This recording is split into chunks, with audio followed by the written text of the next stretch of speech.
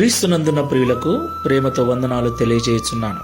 జనవరి నెల 1వ తేదీ 2025.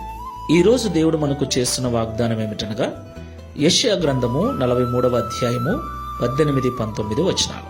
మునుపటి వాటిని జ్ఞాపకము చేసుకొనకుడి, పూర్వకాలపు సంగతులను తలంచుకొనకుడి. ఇదిగో నేనొక నూతన క్రియ చేయుచున్నాను, ఇప్పుడే అది మొలుచును, మీరు దానిని ఆలోచింపరా? నేను అరణ్యములో త్రోవ కలగజేయుచున్నాను, ఎడారిలో నదులు పారజేయుచున్నాను. ఆమేన్. నా ప్రియమైన సహోదరి సహోదరులారా, ఈ మాటలు వింటున్న మీకందరికీ మన ప్రభువైన యేసు క్రీస్తు నామములో నూతన సంవత్సర శుభాకాంక్షలు తెలియజేయుచున్నాను.